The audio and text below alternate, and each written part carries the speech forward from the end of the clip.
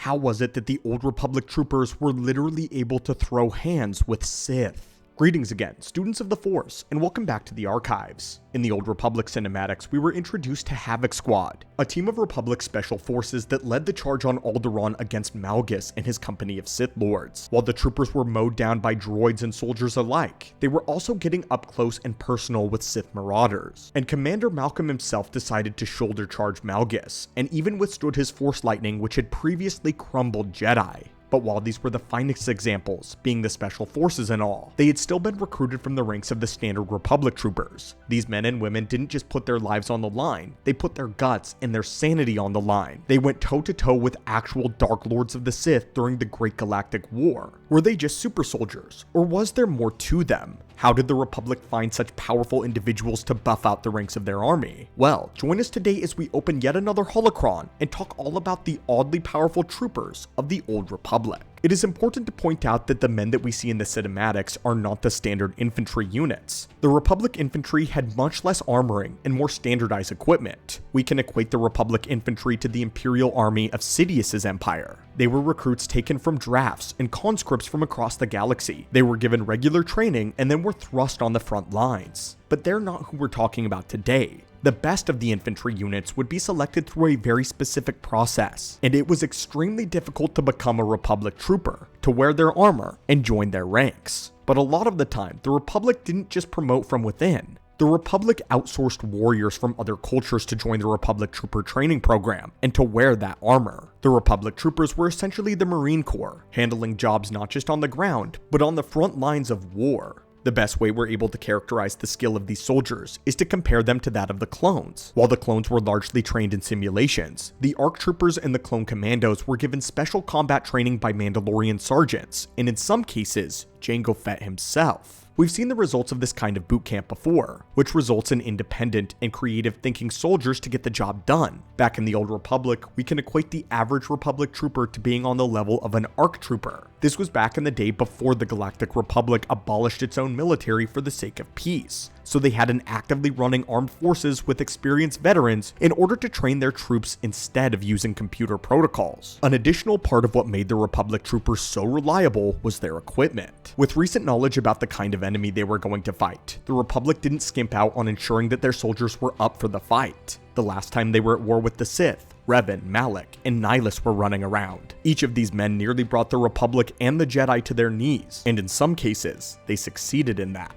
Peace and security was only restored due to the efforts of a very small handful of heroes who rose to the challenge. Otherwise, the Republic would have crumbled. So for nearly 300 years since that day, and since those Sith, not only were the Jedi training ruthlessly, but the government and Republic established a rich program to craft their own military, and this absolutely paid off. The armor worn by the Republic troopers was made of a substance called duraplast. This is not to be confused with plastoid, the substance used to create clone and stormtrooper armor. Plastoid was a very standard type of alloy that was used in a lot of furniture as reinforcement, as well as within house walls. It was a common material used in the galaxy, and was then just molded into armor for clones and stormtroopers to wear. It was cheap and easy to mass produce. It provided sufficient protection against environmental hazards, but offered little else in the way of combat safety. Duraplast, on the other hand, was a much stronger metal. It was among the strongest metals and alloys in the galaxy, in fact. It was also one of the most versatile. Back in the day, some certain types of Mandalorians would make their armor out of duraplast. This was because the main ingredient in duraplast was synthesized carbon, which was then able to be neutralized with heat and impact more proficiently. It could also be reinforced with cortosis in order to keep it completely blaster and lightsaber resistant.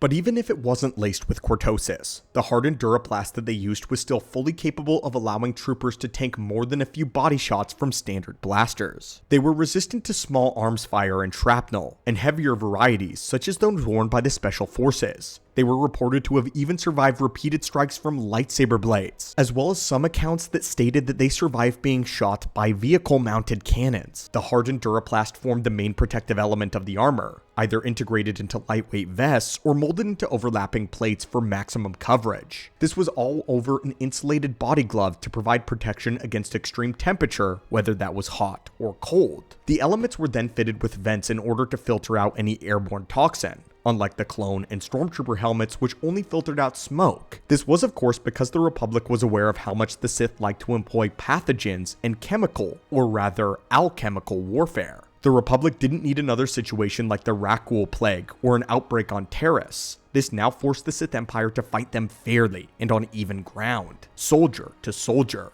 And now that the playing fields were leveled, the Republic would need offensive equipment. Despite numerous attempts by the Senate subcommittees and command personnel, there is no single universal standard issue rifle for the Republic military. There were issues with them though, such as supply line limitations. This came from having to transport food, medical supplies, and humanitarian aid to afflicted systems. Competing manufacturers who were either racetracking or war profiteering kept making demands to ensure that they got a monopoly on the Republic's buyers. And of course, they were opinionated field commanders, those who believed that each different rifle is suitable for a specific territory or conflict. All of these had led to different weapons being used in different parts of the galaxy through decades of war, and we don't exactly know which one were used and where they were used. However, we do know that the Republic designated guidelines for which kinds of blaster rifles were to be used on certain systems. They needed to have longer barrels to allow for the particle beams generated to be tightly focused, resulting in a greater range and better accuracy. Military models also needed to be capable of higher firing rates than civilian models, and come equipped with grenade launchers. This is a great time to move into the Special Forces. These guys have seen pile-driving Sith Lords on Alderaan.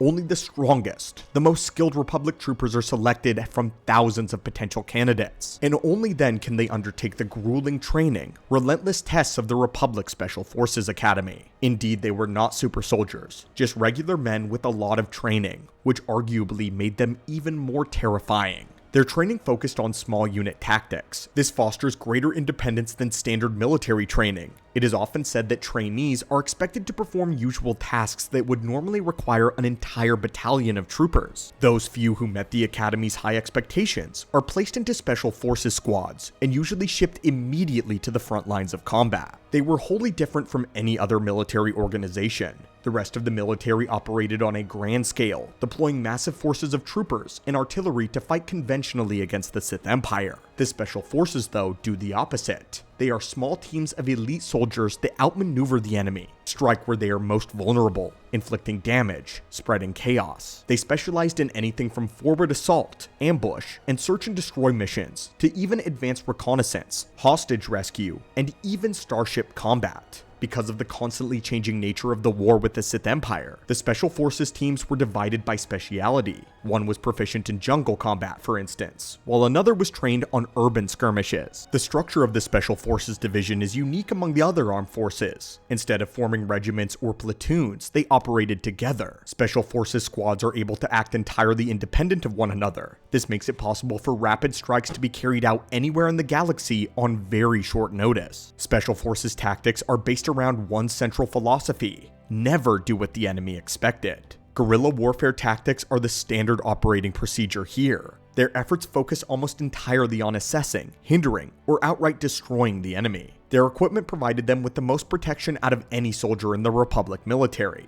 These were the ones who would layer their Duraplast armor and Durasteel and Cortosis, allowing them to survive lightsaber combat and even missile strikes. Special Force operatives were given the freedom to completely customize their armor, which included being able to give into electronic upgrades to increase their strength and defensive capabilities. Some were even fitted with a bandolier that had a personal shield generator that was attached to it. Standard issue. The Special Forces only got the finest technology that the Republic had to offer of this age. Soldiers who demonstrated exceptional skill were invited to join one of two advanced training programs, the Vanguards or the Commandos. The Vanguards were renowned as the heaviest infantry forces in galactic warfare. Their armor and shielding capabilities were unmatched. This allowed Vanguards to effectively protect valuable assets and personnel in the midst of battle. Vanguards were often seen accompanying even high-ranking Jedi generals. These soldiers went into the battlefield wearing unstoppably advanced heavy armor, along with an utterly fearless attitude. They were among the first and the best line of defense in the Republic military. They proved to be steadfast warriors who ignored personal risks while going to the front line of fire in order to divert danger from allies or innocents. In combat, the Vanguard had a tactical role which was inherently dangerous, though Vanguards had an uncanny survival rate due to their expert defensive tactics along with equally advanced technology.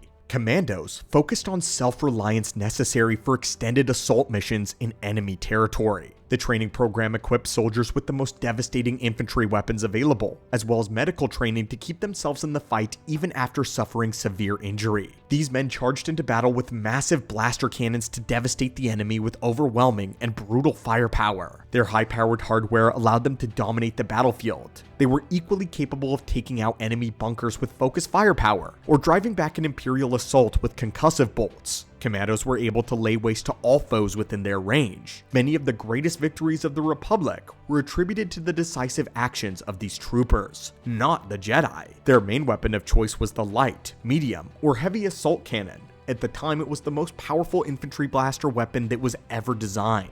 They were said to have the firepower of an entire squad put in the hands of a single soldier. It requires intensive training to handle these guns and weapons effectively though, as their components became overheated easily if not handled properly. The most famous of the Special Forces was Havoc Squad, the most illustrious group in the entirety of the Republic. Havoc Squad was catapulted to fame and legend after the Battle of Alderaan, where the group survived impossible odds against Sith invaders. Prior to that, they had been nobodies. Unit 326 had been led by Commander Jace Malcolm. Jace would lead the group on frequent raids into enemy territory, often without command knowledge or approval. They spread chaos within the ranks of the Imperials, granting them the nickname Havoc Squad. But after one unauthorized stunt too many, Malcolm and the rest of Havoc Squad were transferred to the planet of Alderaan, far from the war's front lines, as a direct punishment. Unit 326 was assigned to the menial task of leading woodland training exercises for soldiers recovering from their injuries. But this era of boredom would not last for very long at all, as a Sith Lord was arriving to the world.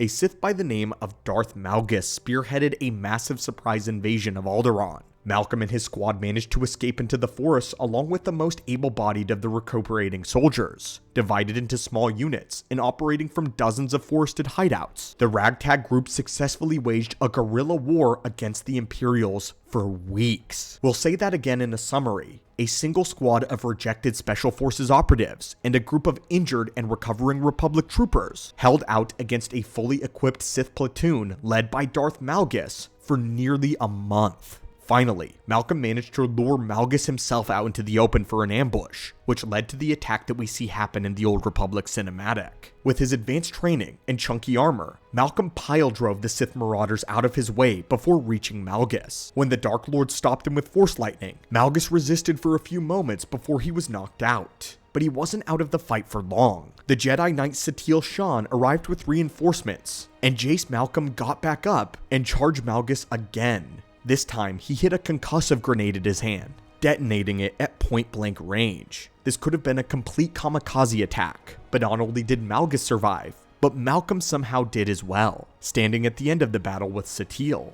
After Alderaan, Havoc Squad was thrust into the spotlight, as there wasn't a single soldier in the entire Republic military that did not know of their name, and the fact that they were heroes. This wouldn't be the last time that Malcolm went toe-to-toe with a Sith Lord either. He actually went on to do this again, to train many recruits on how to fight Sith themselves without the gifts of the Force. In Malcolm's words, there were no tricks to fighting Sith. They were powerful, fast, but they broke just as easily as anyone else did. He says that you cannot afford to fear a Sith, not even for a moment, and the rest was intelligent fighting. Malcolm once fought a Sith Marauder one-on-one on a bridge of a command ship. He distracted them with blaster fire before tackling them to the ground, managing to reach their lightsaber. His armor and power had been so strong that he had broken their arm and ribs by the time that they both hit the floor. Malcolm wrestled their lightsaber away from their belt without them knowing, as the Sith then placed their hand on his helmet and blasted him point-blank range with Force Lightning.